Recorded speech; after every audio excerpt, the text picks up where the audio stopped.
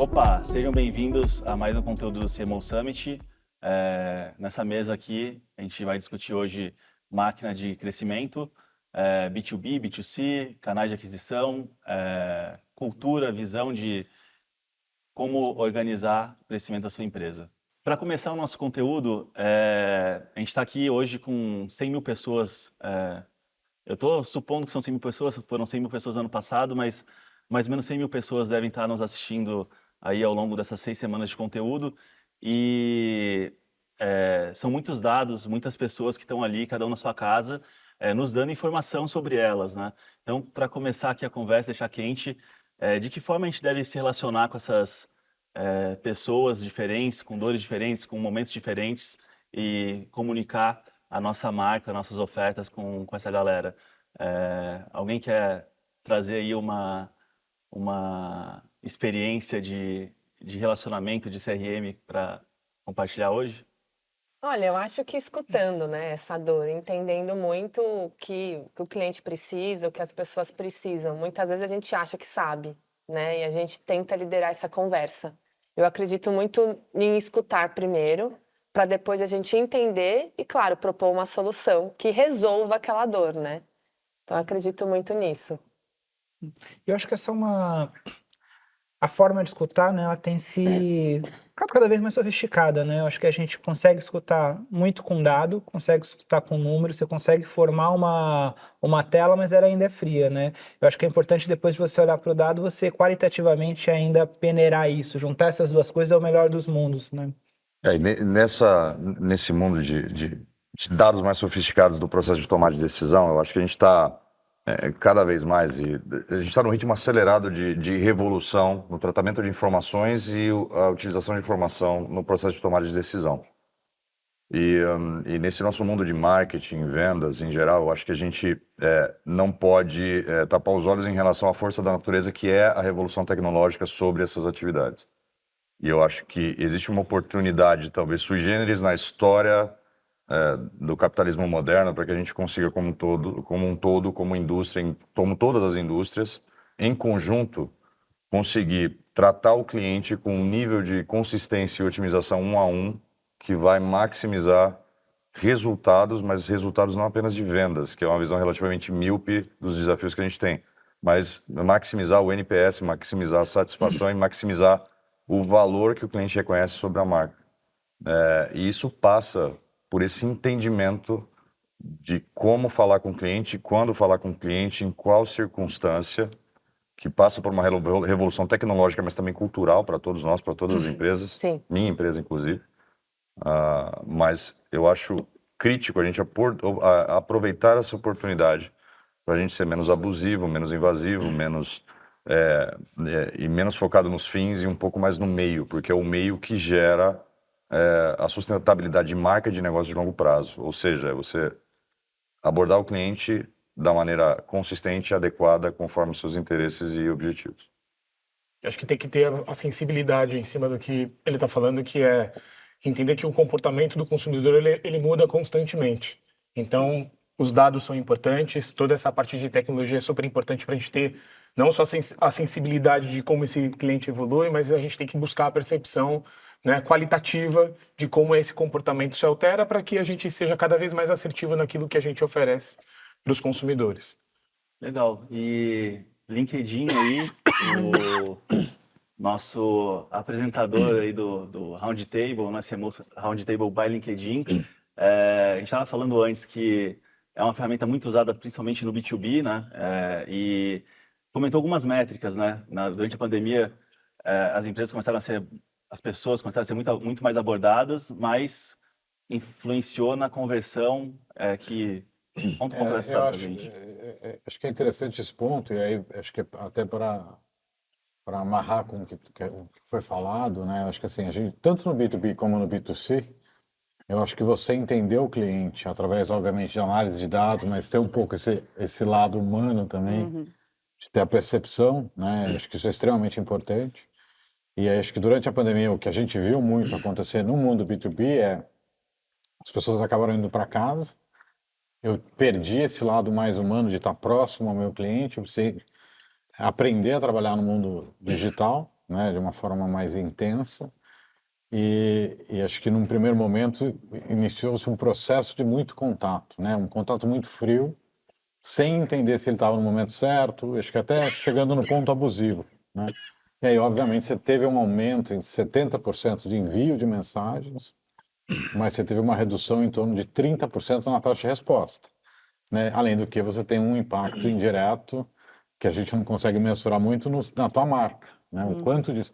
Quer dizer, mais uma mensagem vinda da empresa X, quer dizer, sem valor nenhum, né? Porque muitas vezes a gente errava, eles erram até o nome da gente nesse tipo de mensagem. Então, acho que trazer esse ponto de você ter essa análise de dados, tanto no mundo B2B como B2C, mas ter essa percepção do momento certo de engajar com o cliente, acho que ela é fundamental para o médio, para o curto, médio e longo prazo, né? Porque às vezes você não tem um negócio hoje, mas você vai gerar ele no futuro pelo bom relacionamento que você criou agora e entender o momento. E a gente estava falando até um pouco antes, né, nesse aspecto, extremizando, né, a discussão. Talvez a melhor decisão a você tomar num determinado relacionamento com um cliente ou com um grupo de clientes talvez seja não fazer nada. E essa é uma reflexão difícil de fazer, eu acho que requer coragem da minha indústria, da nossa indústria, das indústrias de todos, eu acho, de uma certa forma.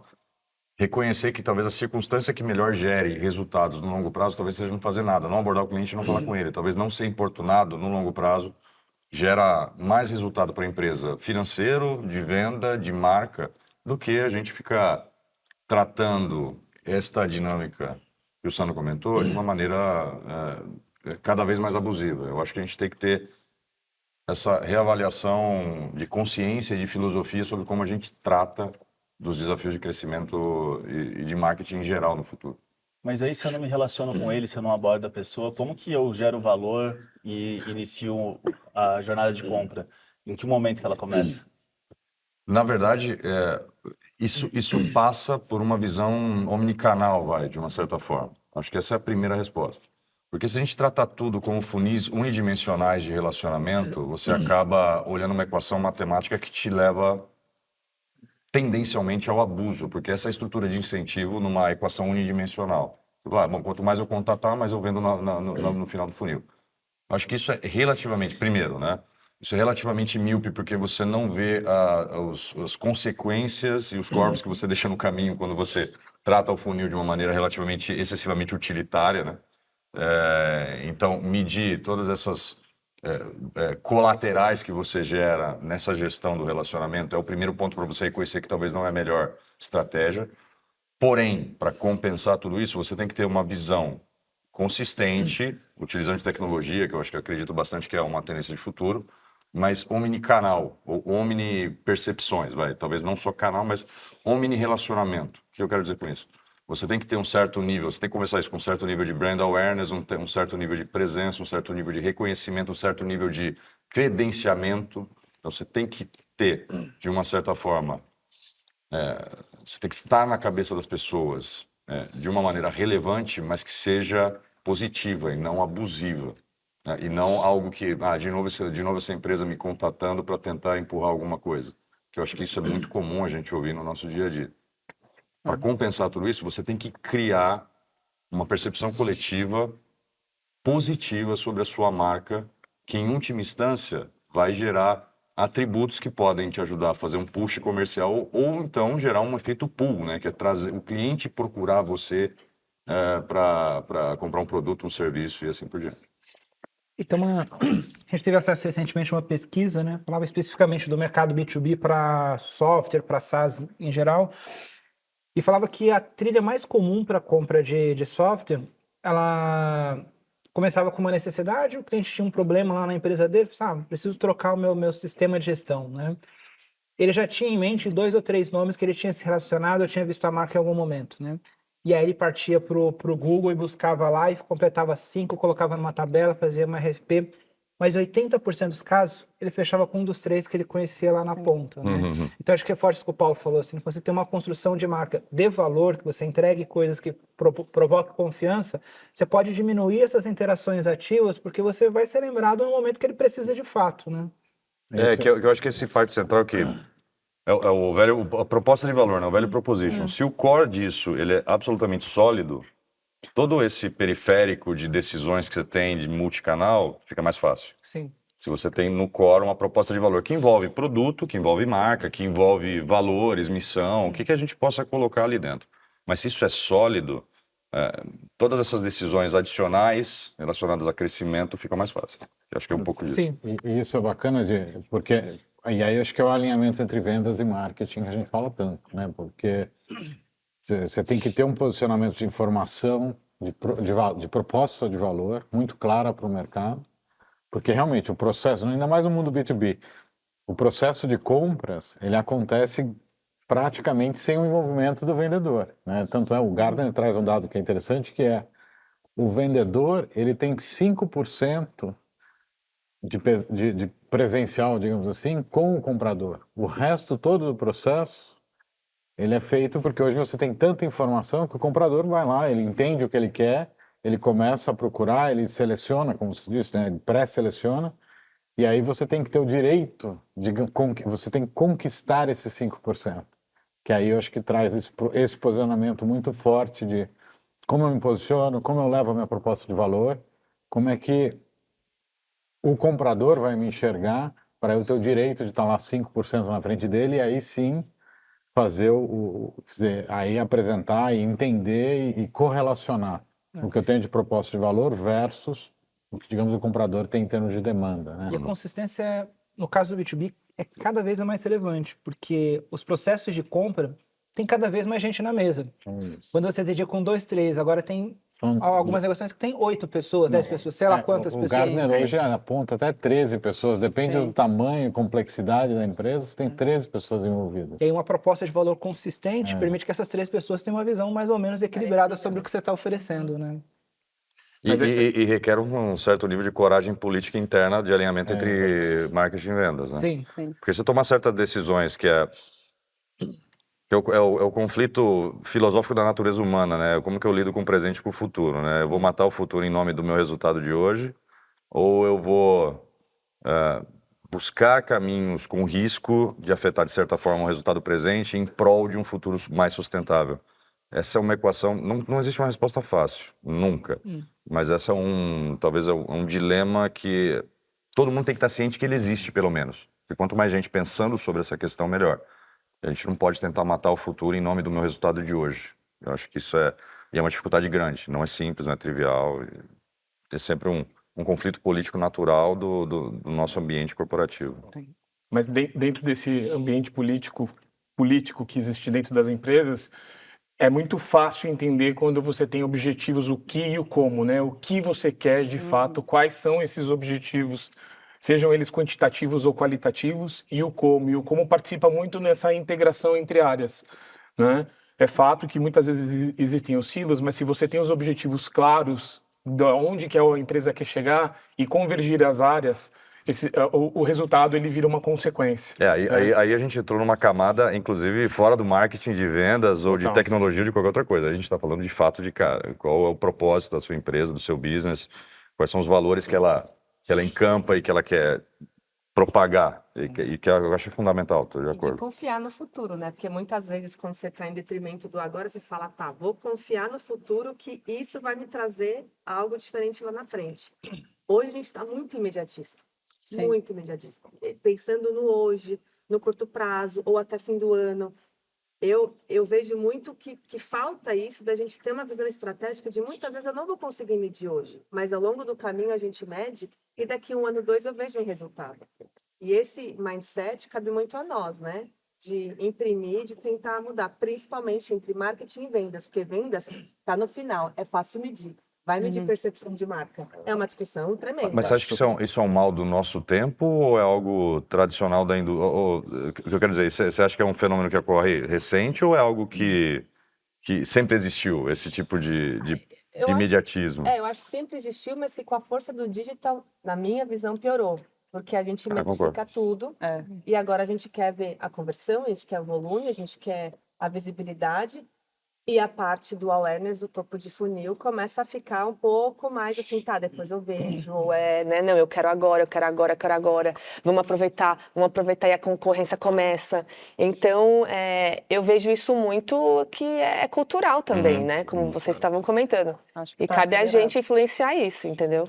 Eu acho que no nosso, olhando para o Brasil, eu acho que isso talvez seja ainda mais forte, porque é uma questão cultural, né? Quando a gente olha Exatamente. assim, é muito mais fácil os nossos governos, por exemplo, eles investirem numa praça, numa ponte, do que em sistema de esgoto, porque não aparece, ou em educação, que é uma coisa de longo prazo, né? As questões que aparecem, que são ali do dia, do curto prazo, acabam tendo mais valor na mesa, né, na hora de discutir. Acho que é um papel nosso trazer o importante e o longo prazo Eu sempre para acho. discussão, né?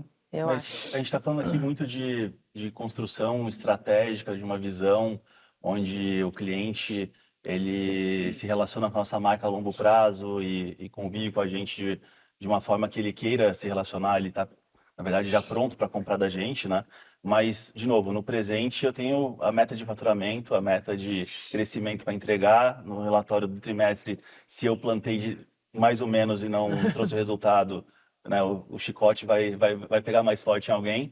E aí, como que, no meu planejamento de ano, enfim, na tomada de decisão entre um projeto estratégico alinhado com essa visão de relacionamento, como que eu lido com a tomada de decisão no sentido de tanto de desenhar o projeto, as ações, e equilibrar isso, e não comprometer o crescimento que a empresa precisa para ficar sustentável. É um puta desafio, né? Sim, e eu acho que tem a ver com complementariedade, assim, isso que eu né? ia falar.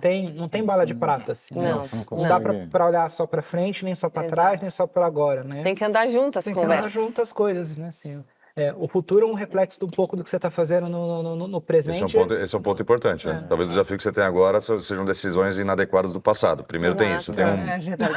Porque se só drivar para o hoje, você pode conseguir o hoje, mas daqui 3, 4 meses você vai estar na mesma conversa. Ah, não bate meta. É. O que aconteceu? Tem muito isso que você está falando, Rafaela, porque assim, eu acho que do ponto até que o Renato colocou, a gente tem muitas decisões hoje voltadas quantitativas, o digital trouxe isso muito pesado. Quando eu olho para o tempo, quando eu volto para o tempo, você tinha uma sensação, inclusive, do poder da comunicação, era menos intangível em termos de número, mas era mais tangível de forma emocional. Tem um segundo fator que eu acho que é muito importante, que é a realidade econômica que a gente ultrapassa, né? Independente Brasil, a gente passou inclusive por uma crise grande global, isso ainda se reflete, o que reflete inclusive de tomadas de decisões de curto prazo, né? E aí para você tomar as decisões, a bala de prata, ela realmente é o que todo mundo está buscando, né? Buscar essa bala de prata e você tomar as decisões do que você vai construir numa jornada de longo prazo, são as decisões internas que você tem que confrontar. Né? Eu diria que você precisa ser bold nessas decisões, né? Porque muito se cobra o resultado do curto prazo, mas é como você tem o olhar de desenvolver uma estratégia que vai ser consequências de longo prazo no resultado. E aí acho que tem um ponto, né? A gente fala muito na relação B2B, nas relações internas, mas no fim do dia a gente está sempre buscando o consumidor, né? E aí de novo eu volto ao ponto inicial, esse consumidor está em transformação. Se a gente muitas vezes ter olhar só sobre o resultado financeiro e não entender qual que é a demanda lá da ponta, as decisões de curto prazo Sim. elas podem inclusive ser fadadas ao fracasso, né? Então esse movimento tem que ser contínuo, tem que ser compartilhado, né, dentro da companhia, porque ainda mais num mundo de transformação digital, né? A Tamara e eu, a gente vive dentro desse ecossistema de meio financeiro que ele, né, disrupção é uma palavra da moda, né? Qualquer segmento tem disrupção, Sim. né? Mas falando um pouquinho do que a gente vive dentro do segmento financeiro, se você olhar 20, 30 anos atrás, inclusive parte disso do mercado sólido que vem de coisas tradicionais. Em compensação, entraram novos players que estão transformando o mercado, né? O Neon é um exemplo disso, inclusive, de como tem transformado e provocado uma nova cultura, né? Então, como que você olha para isso e como você se diferencia nisso? E aí, através disso, como que eu vou buscar o resultado, né? E onde, né? Através do quê? Porque, né, a gente estava falando até aqui nos bastidores sobre aquisição e rentabilização, que passa pela complementariedade, né? Que você tem que trazer mais gente. E uma coisa que eu sempre provoco também é que, como o dado mais fácil que a gente tem para analisar, e o dado é insumo, ele não é decisão, a decisão é a gente que faz. É o interno. eu sempre faço a provocação, eu trabalhando com awareness, com marca, a gente quer simplesmente expandir os nossos clientes que a gente tem, a gente não quer novos mercados, novos territórios, novos lugares, a gente aí, tudo que a gente está planejando no médio, longo prazo aí de produtos que a gente vai oferecer, basta a gente replicar o que tem ou a gente tem outras oportunidades? Tem que olhar o potencial também, que acaba sendo um dado mais difícil de adquirir mesmo, assim, digamos assim, da gente fazer a leitura. Então, eu acredito que a gente tem essa visão complementar de aquisição e rentabilidade e saber que nem sempre é em cima do dado que a gente já tem dentro de casa, né? Eu acho que tem também essa provocação que a gente tem sempre que fazer. Eu estou com algum ponto míope sobre mercado, sobre oportunidade? Eu estou Será que eu não estou rentabilizando? Eu estou querendo que a pessoa passe shampoo 3 vezes por dia? Que isso é irreal, porque as pessoas lavam o cabelo só uma vez por dia? Será que eu não tenho que buscar mais pessoas? Então, eu acho que tem um ponto de análise de dado de mercado para aquisição, que ele é muito importante de ser feito. E do seu ponto de curto prazo, tá? Tentando falar um pouco, tentando colocar um pouco do que a gente estava falando aqui em relação ao que a gente está tentando fazer. A primeira coisa, no curto prazo, e tratar esses desafios do curto prazo, passam por, pelo menos aí na nossa percepção, trabalhar dentro de uma cultura agile, que seja squad, mesa de performance, como a gente queira chamar, tá? Porque para mim, agile é menos um processo, mais um fenômeno cultural, tem que ser incorporado dentro das empresas. Primeira coisa é isso, tá? E multidisciplinar, cara, com menos barreiras hierárquicas, etc e tal. Primeiro ponto é esse. Segundo ponto é trabalhar com uma visão clara de vocação de canal vis-à-vis versus produto, projeto, o que quer que seja. Então, você trabalhar muito claramente qual é o canal, o que você quer comunicar em qual canal, para qual público. Isso mesmo, né, no mundo que ainda está se revolucionando com Martech, com novas tecnologias, a gente já consegue fazer uma discussão integrada na empresa sobre, cara, qual é o canal, qual é a vocação desse canal e para qual projeto ou produto eu vou aplicar essa visão. Então, ter uma visão clara dessa vocação, que tem, obviamente, desdobramentos de como ele converte, qual a performance do canal, qual a performance versus esse produto, eu acho que é crucial. E o último ponto é alinhamento de incentivos, que também é uma luta dura. Então, eu vou usar esse produto neste canal para fazer awareness, ou para converter, ou para sei lá o quê. Esta visão muito clara, mas com estruturas de incentivos da empresa que sejam alinhadas. Olha, eu quero comunicar esse produto neste canal, então vendas tem que estar alinhado, marketing tem que estar alinhado, TI tem que estar alinhado, sei lá quem tem que estar alinhado. Esta visão e esta coordenação do ecossistema, que não é um trabalho também trivial, eu acho que esta é a visão de curto prazo que a gente tem que buscar. Porque aí, tentando balancear todos esses desafios que a gente estava comentando, de ser abusivo, ou de olhar o futuro, etc e tal, pelo menos a gente começa a criar uma cultura que eu tendo a classificar como multivariável no processo de tomar de decisão. E esta é o que a gente está tentando construir internamente. Com as próprias pessoas, né? Como que a gente reconhece as pessoas? Quem está trazendo resultado de curtíssimo prazo ou quem está olhando para o futuro, né? Sim. A gente dá essas respostas Ou quem todo atende dia, melhor, né? ou quem atende melhor, né? Traz o NPS melhor. Acho que só um ponto, acho que a gente tem que lembrar é que não é um liga-desliga, né? Quando você faz uma transformação cultural, pensando no curto, médio e longo prazo, eu consigo ter um movimento de mudança estratégica, até de posicionamento, etc., que ao mesmo tempo eu não preciso matar uma coisa para fazer a outra. Não. Sim. Né? Então eu consigo ir transformando enquanto eu vou Com certeza. mantenho um certo resultado, mas eu vou transformando pensando, vou reduzir a quantidade de corpos que eu deixo no caminho. Quase criar um novo canal, uma nova forma de aquisição. Você vai transformando o processo, mas ao mesmo tempo você não desliga um e liga o outro. Eu acho que ele tem... Eu vou aprendendo e vou transformando. É a forma, né? Acho que exatamente. É a forma que você praticamente consegue. impossível, né? Fazer isso, imagina. Até porque a pandemia Amanhã- nos forçou isso, né? Eu não posso ligar lá e falar assim, olha, pessoal, os próximos 6 meses eu não vou entregar nada de resultado porque vai mudar tudo. Não, nunca dá. Né? Exato. Assim, Então, se acho fosse que possível, eu adoraria chegar amanhã no escritório e falar assim, derruba tudo. Derruba tudo, não vai mandar mais nada aqui até a gente arrumar. Adoraria. Mas não é uma realidade, né, uma realidade dessa pressão. Mas a questão é que você tem que trabalhar nesse estofo cultural e processual que eu estava comentando anteriormente para tentar criar gradativamente a evolução do que... Aí você vai fagocitar esse modelo que a gente quer tratar para algo que seja mais sofisticado e que é mais sustentável a longo prazo. Eu fiz uma pergunta nos bastidores aí pro Paulo, que eu tinha curiosidade, né? Mas falando da TIM, uma empresa gigantesca aí, com diversos canais de aquisição. Alguns digitais, onde eu consigo ali otimizar, entrar né, num sistema e ajustar uma jornada, e outros que estão aí na rua há algumas décadas, talvez. Então, como que, de novo, assim, por trás de uma máquina de crescimento, né? O que é uma máquina de crescimento quando a gente fala de uma empresa do porte da TIM? Tem como citar um pouco, assim, os canais de aquisição de vocês, ou de que forma vocês enxergam cada Sim, um sim, desses claro. caminhos aí? Bom, a gente é uma empresa, bom, a indústria de telecom parece relativamente nova, né? Tem 20 anos e como a conhecemos hoje, tem 20 e poucos anos, pós privatização, mas que convive com um certo legado. A gente chama de legado em termos de canal, de sistemas, de processos, uma série de coisas que é natural. Eu acho que os grandes bancos também têm muito essa coisa de legado, sistemas, de processos, etc. e tal. E a gente convive com esses legados enquanto a gente constrói os capabilities no futuro, e uma realidade invariável que a gente tem é um conflito desses dois mundos.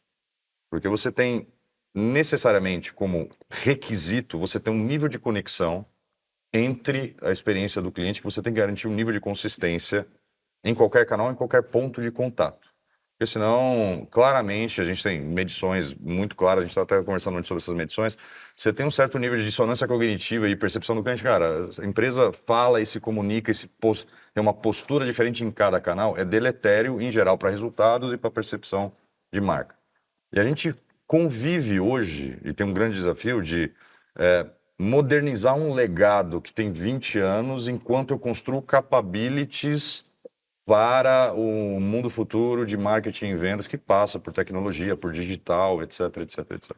Neste processo, o que a gente ainda vê é que eu estava até puxando um pouco daquilo que eu estava falando, a gente vê ainda um nível de vocação absolutamente claro entre canais. E o primeiro caminho que a gente encontrou para criar essa máquina de crescimento é criar ferramentais complementares entre canais, aproveitando da vocação básica deles. O que eu quero dizer com isso é dar exemplos mais práticos, tá?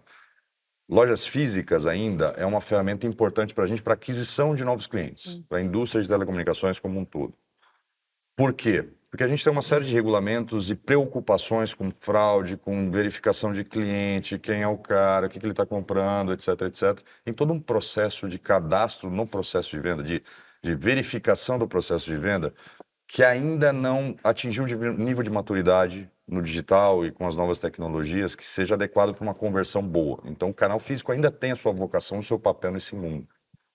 Entretanto, todo esse mundo digital, que vai e-commerce, WhatsApp, ferramentas, mídias sociais, o que é que seja, começam a ocupar um espaço complementar no nosso business de upsell, cross-sell, de upgrade de planos, de vender produtos adicionais para o cliente que já é da sua base. Por que isso aconteceu? Porque é uma jornada inicialmente de abordagem e de conversa com o cliente mais simples do que essa jornada de aquisição bruta, que é o que a gente ainda não maturou nos canais digitais. E a facilidade dessa jornada mais simples de fazer upsell e de fazer rentabilização de base acaba tendo um fit muito grande com essas novas tecnologias na hora que você olha a conversão. São mais baratas do que um canal físico, porque o canal físico, obviamente, incorre em uma série de custos, desde CAPEX, OPEX, o que quer que seja. Então, são ferramentas mais baratas, com uma taxa de conversão maior, e que acabaram sendo uma camada complementar sobre esse papel da loja física no nosso mix de vendas e rentabilização. Esse é o passo 1, que a gente está meio ali. A questão é que, em algum momento, invariavelmente, essas barreiras vão começar a se romper. Tá? Obviamente, provavelmente, em detrimento a este legado. Ainda assim, existem oportunidades de romper essa nova barreira com tecnologias que estão surgindo, como eSIM, jornadas full digital de aquisição e gestão de produtos. Os bancos caminharam muito bem nessa visão full digital. Mas, invariavelmente, vai haver o famoso lendário phygital, né? Ainda vai existir um nível de complementariedade no futuro que eu acho que só no long tail do tempo e da evolução tecnológica que a gente vai conseguir acabar totalmente com esse legado. Ainda vai ter um nível de conexão. É que a gente está na borda de fazer um rompimento entre a vocação do legado e a vocação dos novos canais para ter um mix de vendas que sejam um pouco mais entrelaçadas. É mais ou menos nesse ponto onde a gente está. Deve entender bem de construir uma nova visão em cima do legado, exatamente o que a gente estava falando antes, né? Mas trazendo agora uma visão mais para o empreendedor, para a pessoa que não é a empresa que não é uma grande corporação, né? Com diversos canais e um time gigantesco e tal. A gente estava falando do TikTok, de um case de uma empreendedora. Isso, Conta um pouquinho para a gente, porque ela praticamente não tinha nenhum canal de aquisição, isso, viralizou. isso. Como foi? A Aline, maravilhosa, né, uma empresa familiar, né? Então hoje eu lidero esse segmento de pequenas e médias empresas e ela tem um negócio com o pai dela de alianças de prata, onde ela criou, né, a loja dela, o e-commerce dela e começou a criar o perfil dela no TikTok falando, ela mesma fazendo os vídeos, falando, mostrando o produto dela. E um dia ela fez o tal do unboxing, que é você abrindo a embalagem, mostrando o seu produto. E ela fez de uma forma tão criativa, tão colorida, que as próprias pessoas da comunidade TikTok começaram a compartilhar e a falar sobre, e hoje o TikTok é o top of mind para ela em termos de vendas. Então, ela conseguiu 50 mil seguidores em 2 semanas. Hoje, ela tem um ROI 50% maior. Então, ela foi, a partir daí, foi criando o entendimento de como falar com o público. E isso também mudou todo o target dela, porque ela entendeu que um público específico, muito nichado, gostava mais das alianças dela. E ela não sabia. Então, a comunidade TikTok foi falando para ela o que gostava. E no final, a empresa chama Mac, ela denominou eles como Mac Lovers. Então, é um case interessante. E tem um segundo que eu acho importante falar, porque o TikTok é muito visto como jovens, né? E 1/3 dos nossos usuários são 50 a mais, tá? E o nosso último case agora é da empresa Áudio, que é de aparelhos auditivos. E eles conseguiram 50 milhões de visualizações no perfil deles nesses últimos 2 meses, fazendo uma estratégia full funnel, né? E tudo bem que não é uma pequena empresa, como você perguntou, mas é um nicho muito específico dentro de uma empresa grande, onde ela está conseguindo uma complementariedade dentro desse nicho, numa plataforma nova para ela, né? Então, acho que tem também essa parte da pequena empresa, mas também tem do nicho dentro de uma grande empresa, de um produto muito específico, que falou com uma comunidade nova ali dentro, sabe? Foi bem interessante esse último E no case. TikTok consegue fazer fácil o conteúdo, né? Então, Sim, a pessoa com o celular busca lá o conteúdo trending, consegue brincar com isso. sim, E, inclusive, a Mac, ela mudou o branding do foi, negócio para encaixar melhor com o público. Ela só foi. percebeu isso por conta Por conta dos próprios clientes falando, eu gosto mais de tudo colorido, eu vou fazer a caixa assim. Hoje a caixa dela é de um arco-íris, hoje o produto dela é mais voltado para esse nicho que ela entendeu que tem mais adesão, porque ela escutou o cliente dela, não foi ela, né? Que falou assim, não, meu produto é assim, vou vender ele assim. Ela escutou. Então, a gente do TikTok entende muito que a comunidade lá dentro que impulsiona. Ela que vai falar o que ela gosta, como ela gosta. E voltando à primeira pergunta, né, da gente escutar, ler, ver, entender o que o cliente está pedindo e não o contrário, né? E escutar não é literal às vezes, né? É. Porque no marketing tradicional, às vezes assim, vou fazer um focus group, vou fazer uma entrevista em profundidade. Não, vê um comportamento, testa, uma não resposta, um não comportamento é uma coisa, né? Às vezes a gente ignora isso. Eu acho que Sim. a gente tem diferentes meios de escutar o cliente, mas tem que estar com o coração aberto também, né? Do tipo, às vezes você está com uma hipótese ali que ela não vai ser confirmada e um potencial cliente ele vai se mostrar ali Vai para ser você. É o focus group que confirma o viés, né? Várias vezes. Você faz focus group e fala assim, ok, já sabia mais ou menos de tudo isso. Tá bom, né? Mas é por quê? Porque o cliente fala o que ele sabe, né? De uma certa forma. Então tem alguns componentes subconscientes que você tem que ler através de atitude, não na forma expressa, né? E a gente tem cases históricos, né, de mudanças radicais de produto baseados em pesquisa, em focus group, que foi para o mercado e deu tudo errado, né? Acho que o mais clássico de todos é Sherry Coke, né? Trocaram a Sherry Coca-Cola, Coke, é um super case. É Fizeram verdade. tudo certo. Fizeram pesquisa quant, fizeram pesquisa quali, verdade. fizeram teste cego, deu tudo certo. Foi pro mercado, deu tudo errado, né? É. Então, é a história de confirmar os nossos viés, né? A gente procurou a resposta que a gente queria e encontrou, né? Mas aí dentro desse contexto pequeno, vamos voltar aqui para a pergunta, que eu acho que é super legal, e talvez esse tipo de dados vocês consigam enxergar de uma forma mais clara.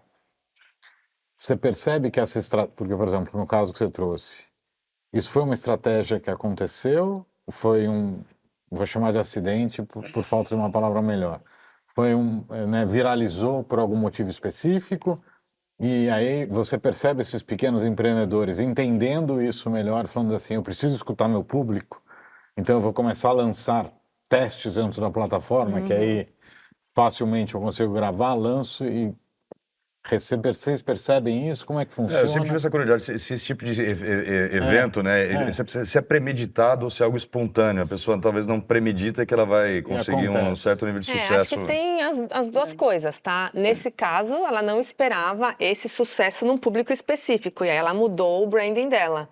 Mas ela estava disposta a se reinventar ali. Tem algumas pequenas empresas que ainda insistem naquele modelo, naquele produto tradicional e querem ainda, né, aquela mídia tradicional. Não, é assim que eu gosto de me posicionar, é assim que eu acho que eu falo com o meu público. Então, a gente está encontrando uma forma disruptiva de conversar com o mercado hoje, né? Tem sim aquele público fiel que eu conheço, mas tem um novo público que está falando numa plataforma nova de um jeito diferente. Tá tudo bem eu falar com ele diferente. Só que tem alguns clientes pequenos ou até grandes que falam, não, eu não quero falar diferente, eu quero falar assim.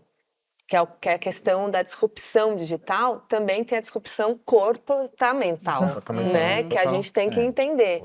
Então tem as duas coisas sim, e tem as coisas que viralizam porque já são muito conhecidas e o produto tem um diferencial muito claro e ali tem uma comunidade muito grande de, né, bilhões de pessoas e dá tudo certo.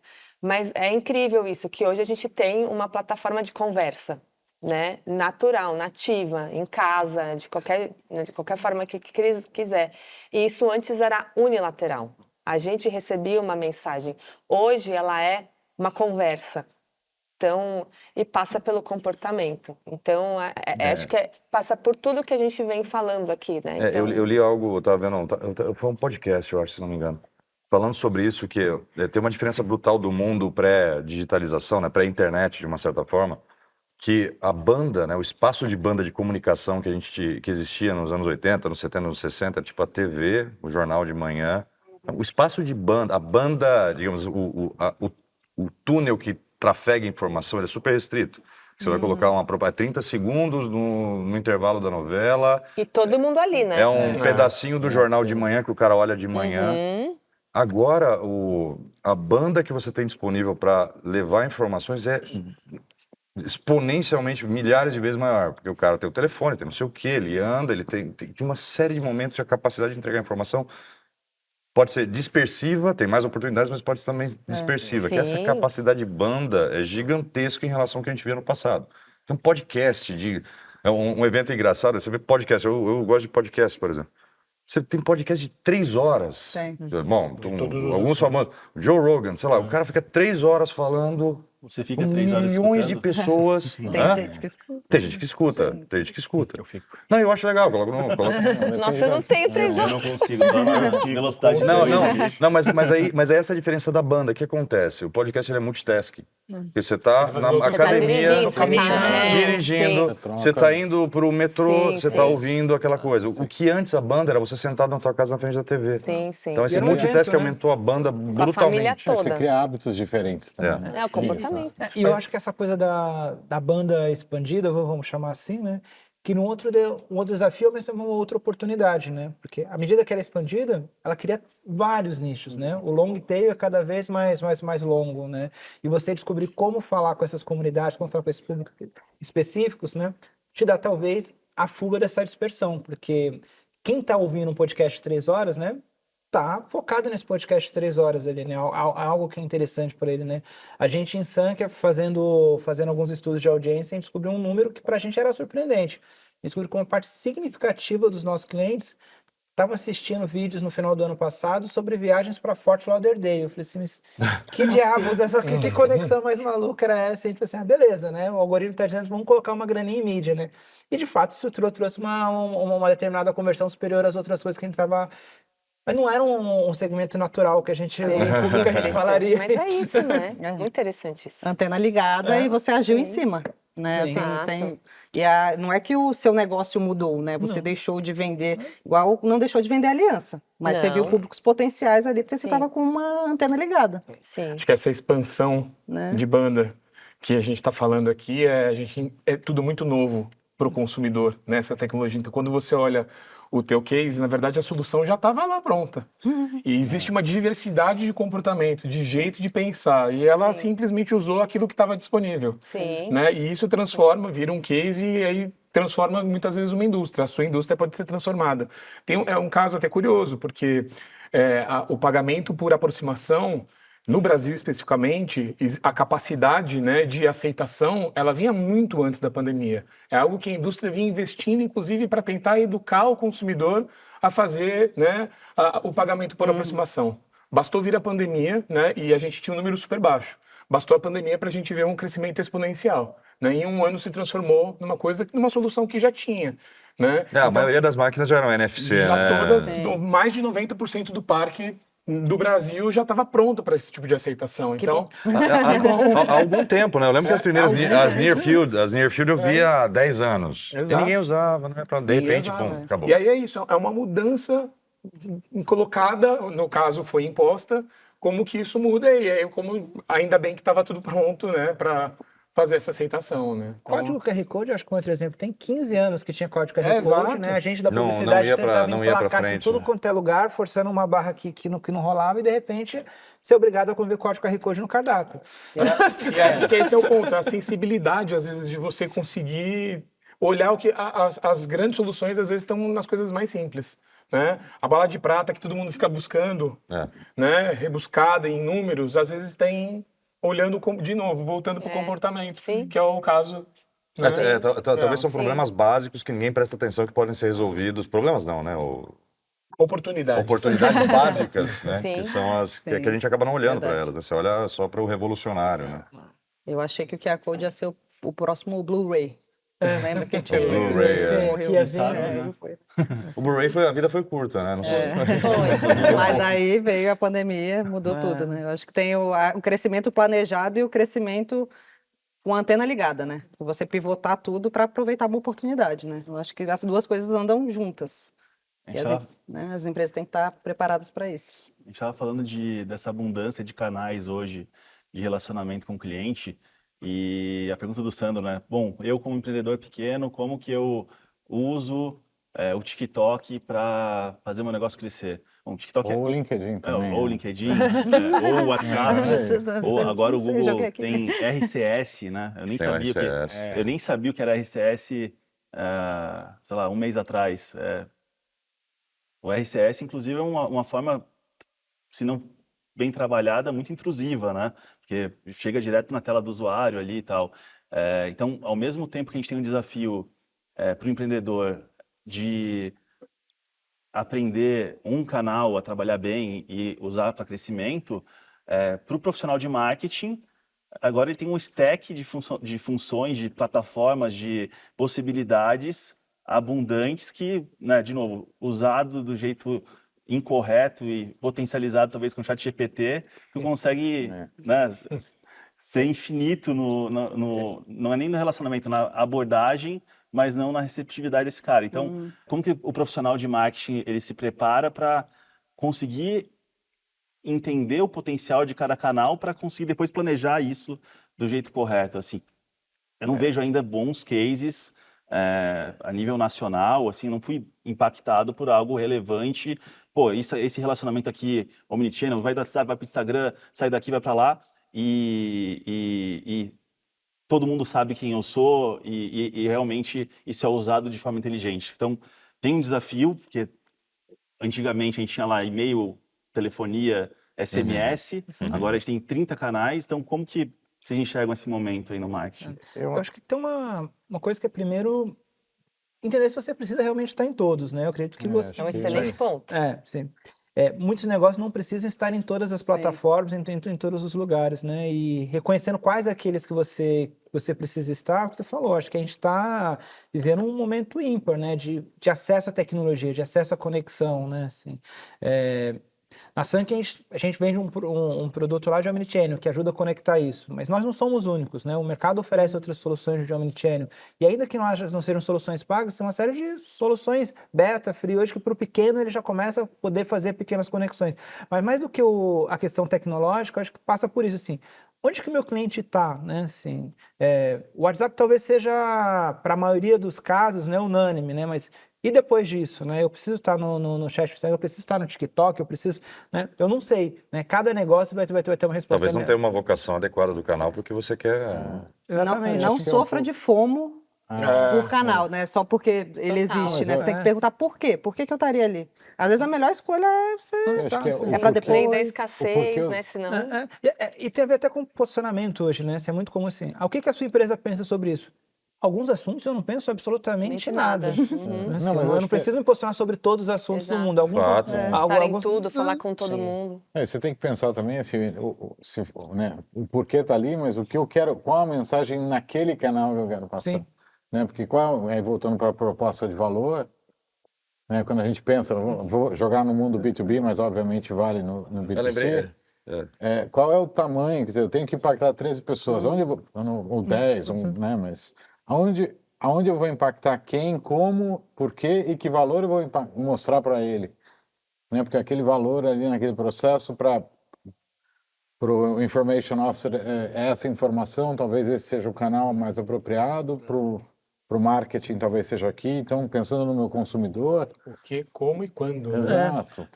Lembrei de um case esse bem simples, né? Agora que eu lembrei de um case bem simples que eu acho que talvez ilustra um pouco o que o pessoal está falando, estou de acordo, que é as operadoras, talvez a TIM não é a única, mas a TIM também tá, a gente vai lançar acho que o TikTok em breve, que é uma ferramenta que conecta TikTok, o nosso business, mais pagamentos digitais, que é um negócio super simples, mas que é uma utilização inteligente de um determinado canal com uma captura de oportunidade e uma resolução de problema real para o cliente, que eu acho que essa é a pergunta principal. Que é basicamente o cara está no TikTok, pré-pago, vou dar um exemplo do pré-pago. Ele consumiu o saldo dele, ou está próximo, não é nem consumiu, está próximo do consumo de saldo dele. Existe uma integração que está sendo desenvolvida entre redes sociais, TikTok é um deles que a gente vai lançar, onde a gente identifica que ele está consumindo o saldo dele, no próprio TikTok ele está navegando, ele aparece uma mensagem, o seu saldo vai acabar, recarregue aqui, se ele já tiver um meio digital cadastrado, na hora ele recarrega, não para a navegação, ele segue no TikTok. Simples assim, tudo bem que tem todo um stack de tecnologia, API, que tem que falar com a API deles, blá, blá, blá. Mas tudo isso, estou resolvendo um problema real, porque uma certa frustração do cara, estou navegando, acabou meu crédito, tem que recarregar, vou na banca, sei lá, vou entrar no banco.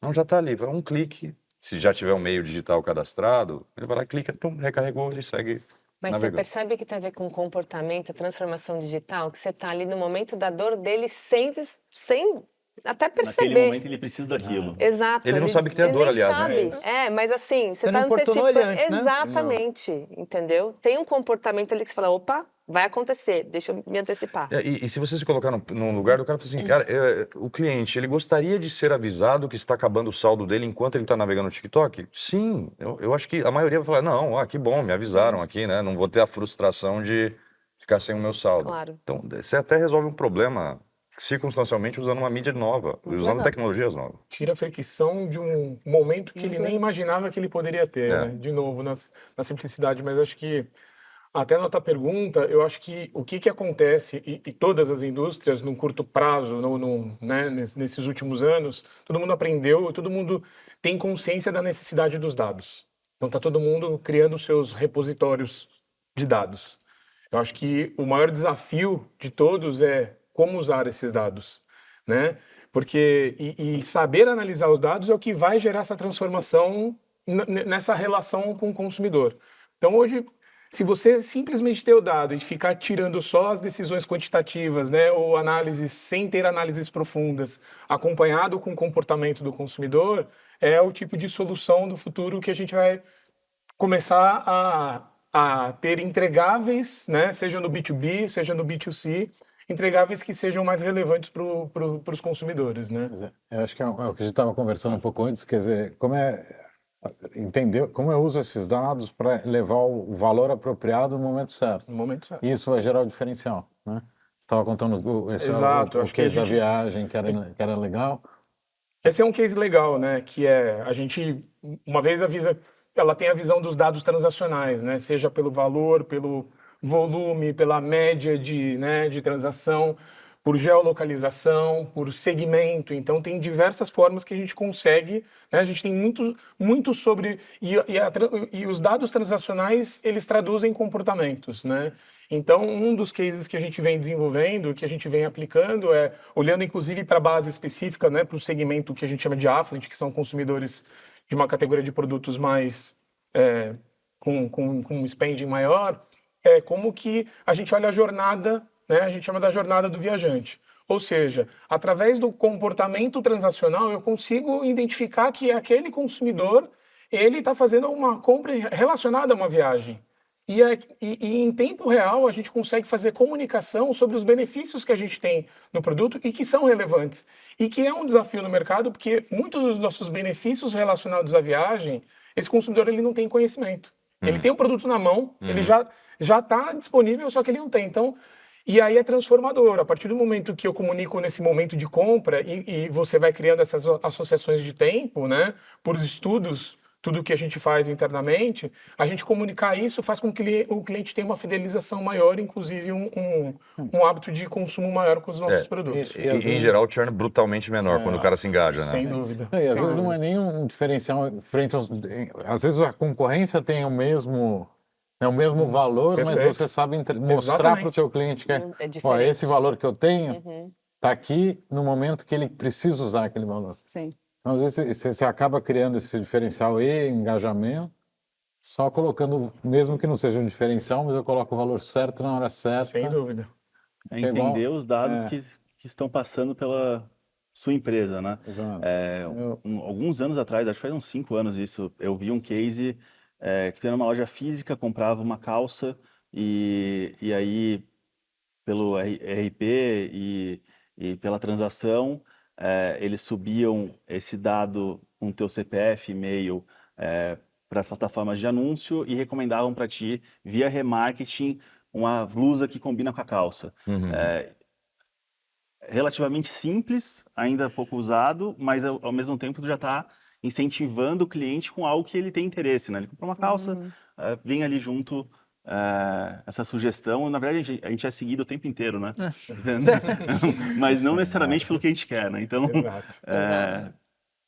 interessante. Essa questão de circunstância, né? Você tem você tem um produto adequado para vender numa circunstância adequada. Eu acho que existem cases, bom, pelo menos já vi alguns, de dois bons produtos numa circunstância inadequada não acabam criando sinergias, né? Então você tem que ter uma certa visão circunstancial também de como você vai colocar. Eu achei esse é o caso. Contexto, né? Você pode, sei lá, na hora, você vai falar de viagem na hora que o cara tá dentro do ônibus indo viajar, pode ter circunstância, mas em outros casos ele tá na feira, você vai falar sobre viagem, não sei, eu acho que essas circunstâncias, entender a circunstância onde você faz a abordagem, você coloca uma certa comunicação, também tem um valor brutal em relação à taxa de conversão. Para mim isso é crítico, é algo que a gente tem que lutar no nosso dia a dia.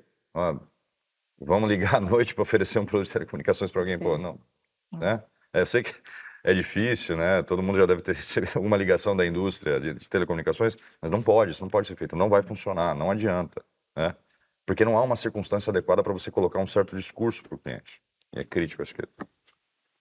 A cultura e pessoas, né? E assim, ter um alinhamento, essa visão com o time, com a empresa, com a liderança, com os acionistas, que é um caminho onde, beleza, não é porque eu estou com o celular o tempo inteiro que eu preciso ser o tempo inteiro acionado e jogado para algum funil, né? Conectado com o que a gente falou do que é hoje, banda, etc e tal, toda essa proliferação de coisas, e a gente está num momento vivendo uma nova revolução que poucas pessoas, e eu não tenho essa resposta do que vai ser no futuro, que é a famosa revolução, e eu estou inserido no centro disso, que é a questão do 5G. Tá? Porque o 5G ele tem algumas implicações relativamente mais revolucionárias do que talvez as outras viradas de tecnologia. Onde o que aconteceu, né? Na virada do 3G e 4G, o que aconteceu foi que a gente teve um consumo de rich media, né? De mídia rica em massa. Possibilitou isso. Possibilitou o YouTube, cara, o YouTube em trânsito, né? Não é o YouTube sentado no seu desktop, mas o YouTube em massa, as redes sociais em massa, foi possibilitado com essa revolução 3G/4G. O 5G agora, eu estava numa palestra do Meta, inclusive, há algum tempo atrás, que eu até achei interessante a expressão que eles usam, que eles consideram que o 5G é o início da era pós-smartphone. O que significa esse início da era pós-smartphone? É que essas caixinhas quadradas que ficam parasitando a nossa atenção não vão ser o único ponto de conexão ao mundo digital numa realidade 5G. Então, teoricamente, o capability de throughput, velocidade, upload, download, latência, pontos de conexão simultâneos à mesma rede, vai ser proliferado brutalmente com 5G. Tá?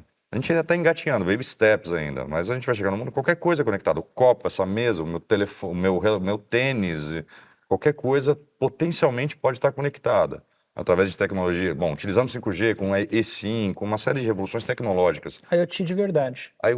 IoT em escala. E nesse mundo, que eu não sei como se vai se estabilizar ainda, porque ninguém sabe muito bem, porque tem todo um ecossistema de fabricantes, das operadoras, dos provedores de tecnologia, dos meios de pagamento, que ainda vão tentar se estabilizar num mundo onde qualquer coisa é conectada. Num mundo onde qualquer coisa é conectada, o que isso significa para esse futuro que a gente está comentando agora, que a gente tem que ficar atento? Mas, sei lá, acho que vocês devem ter visto o filme Minority Report, aquele filme. A gente vai ver um mundo Minority Report total.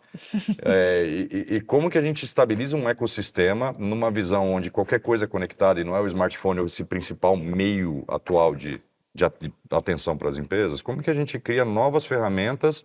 Eu acho que é um campo absolutamente fértil para a imaginação, mas também para desafios de como criar a melhor estratégia de comunicação, de marketing, de vendas nesse mundo pós-smartphone.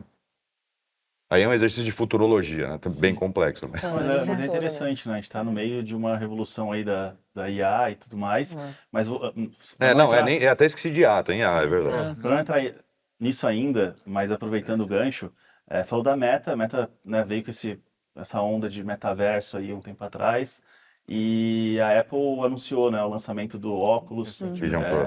e tem tudo a ver com 5G, tem tudo a ver com Pix também, com transações e tal,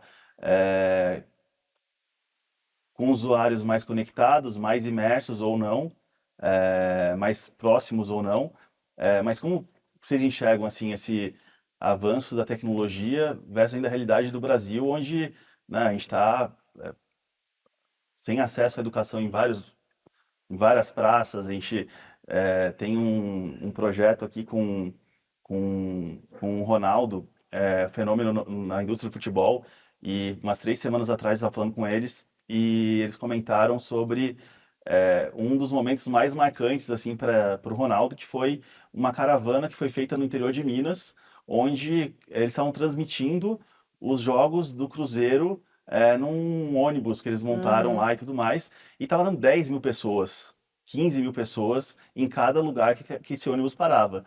E nessa região, as pessoas não têm, assim, mal o que comer, né? Então, como que a gente está num lado aqui falando de uma abundância de tecnologia, mas de um outro lado ainda escassez de diversas coisas aí. Como vocês enxergam assim o nosso futuro com relação à tecnologia cada vez sendo mais agressiva, de possibilidades, a IA, e essa democratização, a educação e o nosso papel aí como empresas, como uma forma de ajudar a mudar essa realidade aí? O primeiro ponto que eu acho que a gente participei de outros eventos falando sobre isso. A primeira coisa que eu acho é que, naturalmente, a gente utilizar tudo que a gente está construindo para tentar melhorar esse tipo de situação que a gente ainda tem no Brasil, né, como um país em desenvolvimento, para mim passa essencialmente por um nível de colaboração público-privada que a gente ainda não tem maturidade, infelizmente, no Brasil para tratar, que é Não, o Brasil tem essa coisa muito, ainda acho que é um pouco paternalista, o papel do Estado, o Estado, o Estado. Na verdade, em alguma instância, talvez o papel do Estado seja prover as ferramentas adequadas para que a iniciativa privada consiga explorar e levar produtos e serviços mais avançados para de educação, de saneamento, do que quer que seja. Aí não estou falando nem de telecomunicações, estou falando em geral. Mas a parceria ela tem que ser um pouco mais colaborativa e um pouco menos opressiva e reguladora. E a gente ainda tem esse hábito de ter parcerias público-privadas que são muito opressivas, muito reguladoras, muito travadas. Eu acho que você ter uma visão um pouco mais positiva da colaboração público-privada, garantindo que o setor privado tenha capacidade de levar produtos e serviços para locais, para rincões do Brasil onde a gente não tem certos serviços, eu acho que seria uma maneira mais eficiente de promover um sistema de incentivos, porque, em última instância, a economia é isso, né? A economia são sistemas de incentivo adequados para todos os atores. Se você criar um sistema de incentivos público-privados que vão ajudar a iniciativa privada a levar tecnologia, a levar produtos e serviços adequados para esses rincões do Brasil, eu tenho certeza que a gente conseguiria levar mais do que a gente consegue levar hoje no Brasil, com toda a estrutura tributária e regulatória extremamente draconiana e arcaica que a gente tem.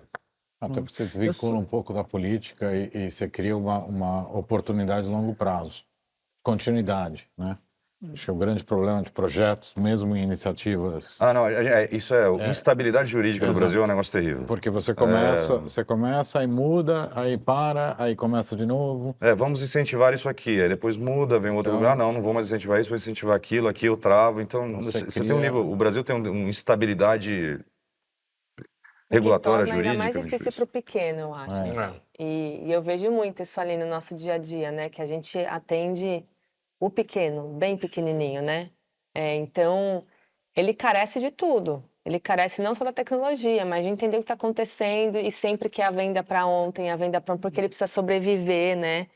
Então, eu acho que claro, tem essas questões, né, estruturais no nosso país, mas eu acho que as empresas também podem fomentar, podem auxiliar, levando educação, levando formas, né, dentro do que é possível, do nosso lado, para poder contemporizar um pouco esse outro lado da balança, assim, porque é muito carente de informação, muito, extremamente. Como usar, né, tudo que tem disponível, acessar um conhecimento realmente genuíno ali, que tem interesse de ajudar a pessoa e não tá educando já para vender. Exato. E a gente também no marketing digital vê, né, muito isso, né, essa onda Da dos venda de cursos infoprodutores online. ali de empurrar Sim. PDF que Feito por resolve IA. a tua vida em 2 dias. Feito por IA. Feito por IA, Pô, agora que é produzido em larga escala. O vendedor de PDF. Exatamente. Mas eu tenho concordo, esses são todos aspectos reais, acho que a gente não consegue fechar o olho para nenhum deles, né? Mas eu sou otimista do ponto de vista muito pautado, do ponto de vista cultural brasileiro. A gente é early adopter para quase todas as tecnologias, né? Seja qualquer rede social que lance no mundo, o Brasil sempre tem uma curva de crescimento muito, muito maior, né? Novidadeiro. A gente, para tecnologias financeiras, a gente sempre atende muito Sim. mais do que mercados maduros como Estados Unidos e Europa, Gosta de né? hype. Exatamente. E quando a gente pega essas coisas que estão vindo agora, de inteligência artificial, né, de IoT, e como esse negócio tem crescido numa velocidade, né? Eu acho que no tempo, eu não sei dizer exatamente que tempo, o custo disso deve cair um pouco. À medida que cai, a gente já tem uma cultura de adoção Alta, rápida, né? Assim, Uhum. é óbvio que essas barreiras todas foram colocadas na mesa, são reais, elas dificultam o jogo, né? O jogo podia Sim. ser muito mais liso. Mas acho que a gente vai vencer apesar disso. Ah, sim. Eu também sou otimista. Exatamente. Aproveitando o gancho com um tema que a gente falou no começo sobre vendas complexas e diversos stakeholders envolvidos aí numa venda complexa, a gente está com a Sank aí com o LinkedIn na mesa que trabalham, né, com clientes que o ciclo de venda é mais longo. Então, queria que vocês pudessem trazer um pouco de como esse processo comercial ou como deveria ser o processo comercial ideal num ciclo de venda mais complexo, num perfil de cliente como o de vocês. Eu posso falar rapidamente, a gente tem um conceito que a gente chama de Deep Sales, né? que é bastante recente, um conceito nosso, e a gente entende isso como um processo de transformação cultural em vendas, embasado por tecnologia, né? Então, é uma visão simples no aspecto de é uma transformação digital do teu processo de vendas, porque eu estou mudando a cultura e embasando com tecnologia. E a gente entendeu isso analisando hábitos de vendedores de alta performance. E aí tem alguns dados que chamam a atenção. O primeiro é que esse vendedor de alta performance, ele passa menos tempo vendendo, então 10% do tempo dele, ele não vende, mas ele vai entender sobre o cliente, ele vai escutar, né? Que acho que a gente começou a conversa assim. Sim. Então são conceitos mais simples que isso, na verdade, acho que independente das plataformas e tecnologia, mas acho que talvez acaba servindo para qualquer tamanho de empresa, e até quando você trabalha com talvez uma quantidade menor de CIS, né, de consumidores finais, obviamente também tem sentido. Então, primeiro você entender melhor o teu cliente. Então, você investe mais tempo entendendo o seu cliente e menos tempo tentando vender qualquer coisa para ele, né? Que foi grande parte do que a gente conversou até agora. E a gente olha 3 grandes hábitos dentro desse contexto, que é, primeiro, eu vou entender aonde faz sentido eu vender, né? Então, não faz sentido eu tentar vender um produto agora para um cliente que não precisa desse produto, né? Você falou do shampoo, de repente. Janela de interesse. Né? Exato. Então, a gente cai ali dentro, são conceitos.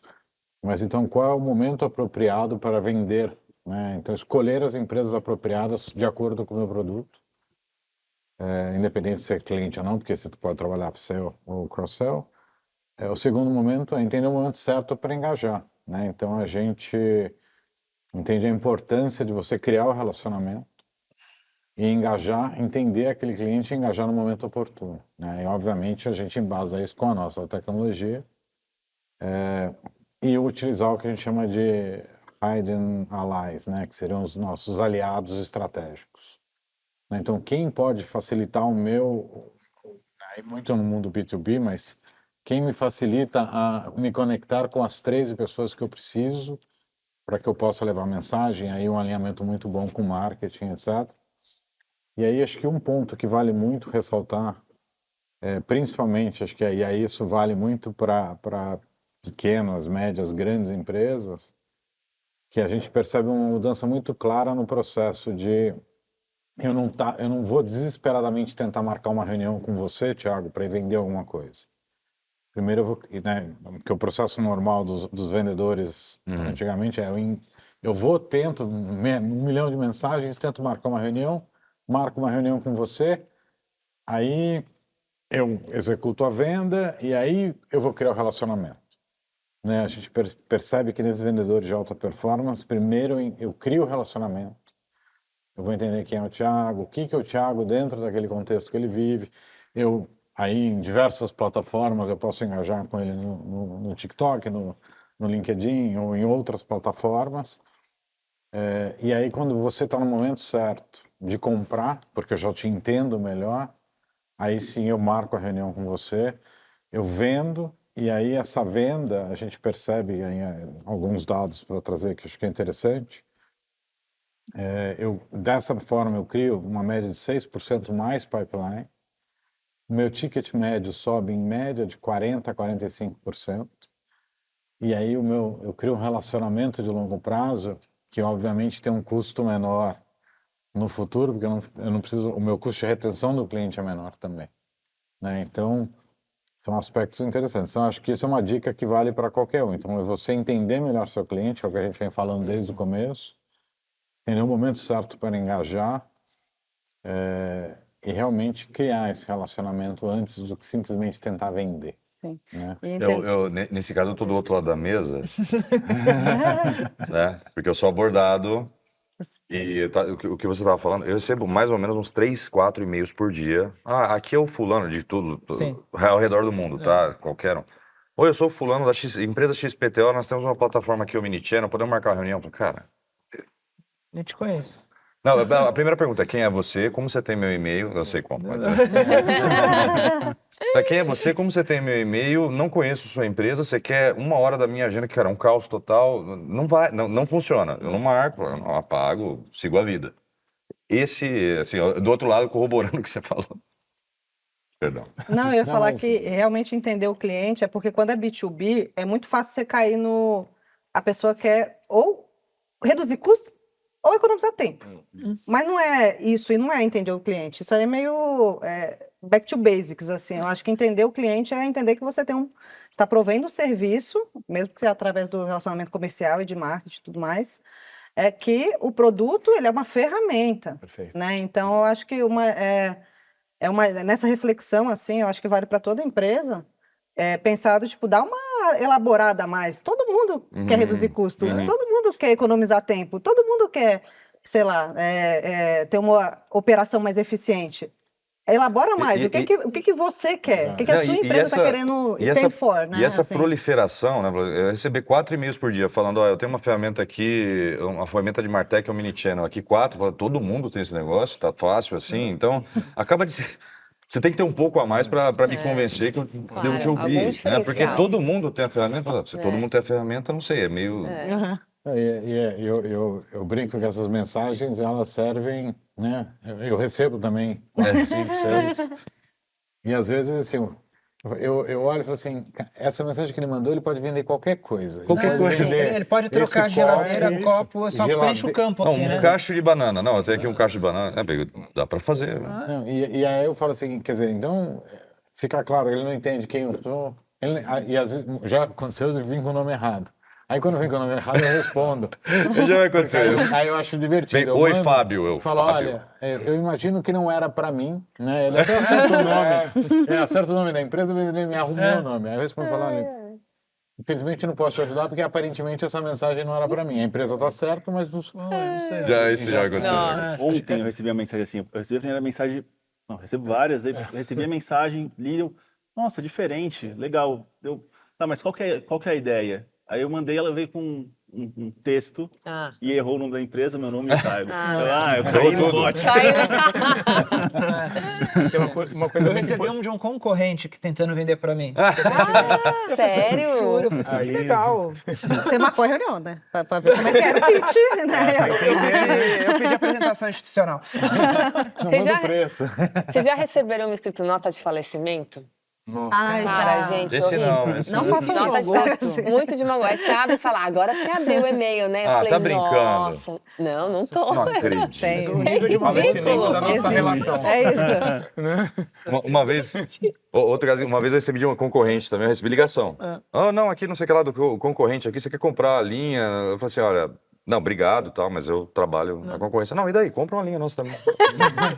Pelo menos você double down, foi Achei.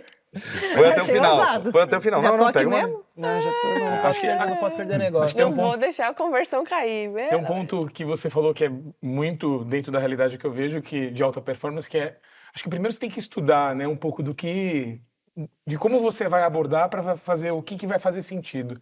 E o segundo ponto essencial é, antes de você sair vendendo, ouça primeiro. Exato. Entenda a dor, entenda qual que é a oportunidade para aí sim o que você tem de produto ser uma ferramenta. E obviamente você vê, será que esse produto é realmente a ferramenta? Talvez não seja naquele momento, né? Talvez seja numa jornada, seja num outro período, né? Então é muito importante você ter essa sensibilidade, porque e aí é um pouco do que a gente falou, né? Muitas vezes a pressão do resultado faz você querer vender aquele produto naquele momento que não é o momento da pessoa, né? Se você cria relação, nessa jornada, no longo prazo, você consegue efetivar E dentro a dessa sua venda. relação, inclusive, tem a transparência e fala, olha, o meu produto é talvez isso. não é Não para seja você. a melhor Não é coisa. pra Talvez você. não, Talvez Mas não. ele vai saber que É isso. quando precisar, tem uma Exato. empresa que faz isso muito bem e vai Certo. ligar para você na hora, vai colocar ali no pool de 2, 3 É isso aí. da E eu acho que concorrência, quando a gente entendeu? traz para o dia a dia, para a prática, acho que isso passa muito por disciplina de execução, né? Assim, lá na Sank, por exemplo, a gente tem metodologia de abordar o que o mercado chama de cold e-mail ou de cold call, né? Mas mesmo esse cold e-mail, esse cold call, né? Ele tem que sempre ser contextualizado, né? Então a gente fala para o cara assim, você vai ligar, no mínimo, você tem que ter lido o LinkedIn do cara, você tem que estar monitorando ele, você tem que ter visto lá o site do cara. Não dá para você ligar pro Paulo oferecendo uma outra... É o mínimo, né? Assim, claro. pra você saber que tipo de coisas que ele compra, né? Porque mesmo um cold call, um cold e-mail, quando você traz contexto, né? A pessoa do outro lado aumenta a chance de se interessar por aquilo Sim. que você quer discutir, ainda que não seja um momento de compra. Fala, bacana, não é agora, mas te coloquei aqui na minha lista dos meus 3 pro dia que eu precisar, você vai entrar numa... Isso ocorre, essa lista mental. Não, ok, isso daqui dá para levar a sério, posso falar um dia, isso ocorre de verdade. Sim. Que aí tem uns caras. Tudo bem que é mais casos engraçados, que eu recebo o cara da Irlanda fala assim, Paulo, oi, eu tô maravilhado com o seu trabalho, como você monta. Tipo, cara, você sabe o que eu tô fazendo? Você sabe na Irlanda, cara? Não tenta, né? Seja Chegou aí. convincente. No mínimo, Você né? demais. Não, estou maravilhado com o seu trabalho à frente do marketing da TIM. Cara, para, na Irlanda, você não Dá viu, vontade de para. responder pra você. Cite 3 coisas que você apontaria pra me Não, contratar fala aí, hoje. qual que é a última campanha que eu lancei em TV aí? Me fala aí, tá? Então, você tem um mínimo de credibilidade, né, cara? Sim. Mas a gente está falando então que as mensagens estão chegando, mas não tão assertivas. Não. Qual que é a qual que é a Não, forma? no meu caso, para mim como cliente, como que cliente, prospecto? o hit rate é mínimo. 95% das mensagens eu não... Ah, sim. E aí, é daquela coisa que a gente aprendia quando era criança, lá, sabe? De tratar o outro como você gostaria de ser tratado, assim, né? Assim, se você quer ser respeitado, você minimamente tem que respeitar o tempo da outra pessoa, né? A mensagem tem que ser respeitosa nesse sentido, né? E escutar não é só ouvir, né? Pode pesquisar, escutar, isso. ver o que Exatamente. tá na Entender, internet, é ir entender. atrás do cara. Se interessar. Criar conexão com isso. Não, né? Do que você arte, tá é arte vendo. você ter empatia pelas Exatamente. circunstâncias. Você tem que entender o que o cara, dedicar onde um ele tempo está, o pra que isso. ele precisa. Existe um problema que você pode... Primeira pergunta, existe um problema da pessoa, da empresa, que você pode resolver com o seu produto? Primeira pergunta básica, que eu acho que pouca gente faz. Sim. Pouca gente faz. Eu falo para os vendedores do time que leve sempre uma informação sobre o seu cliente que ele não sabe. Né? Porque aí é um desafio que eu acho que assim, cada vez mais, quando a gente fala de vendas complexas e empresas Sim. grandes, que é como realmente eu trabalho no sentido de ter valor, uma percepção de valor muito tangível para a pessoa que está do outro lado, né? Então, e muitas vezes eu vou na reunião e eles falam, você fala isso porque você pode falar. Mas a pergunta que eu faço é, por que eu estou aqui? Né? Por que a gente está sentado aqui? Sim. Porque acho que essa troca é esse desafio. A gente percebe cada vez mais também uma necessidade. A gente não é só uma relação mercantil, né? Eu tô aqui para te empurrar um negócio aqui. Tem Porque eu tem preciso... até de ser né? desafiado. A gente Muitas tem vezes uma no das sentido etapas do nosso processo de venda lá é um diagnóstico, né? E é um diagnóstico super profundo. O cara, em alguns casos, se é uma indústria mais complexa, chega a responder 400 questões. É um processo que o vendedor olha muitas vezes e fala assim, por isso é 1h30, talvez eu perca a minha venda porque eu vou marcar essa reunião que é longa e tal, né? E o que a gente percebe é que quando a gente faz esse diagnóstico, né, a gente faz uma devolutiva séria, né? Olha, a gente comparou os dados que você trouxe pra gente, né? Com de todas as outras empresas que a gente atende, a gente descobriu que você tem um gap em determinado processo, né? Que o mercado tem uma taxa melhor que a sua, não sei o que tem. O cara olha para aqui e fala assim, putz, eu não sabia que eu tinha um problema, né? Nossa taxa de conversão chega a crescer 5 vezes quando a gente consegue chegar nessa etapa de fazer um diagnóstico. Ou seja, eu entreguei um valor pro cara, né? Tem cliente que não compra, mas tudo bem, ele de novo, lá na frente, quem que entendeu do meu negócio de verdade, que investiu 1 hora comigo fazendo uma entrevista séria? É a gente consegue performar melhor, né? É isso, gente. A gente se vê no próximo conteúdo. Obrigado pelo tempo de vocês. Foi muito bom. Obrigado Obrigada pelo a você. convite. Obrigado. Fazer.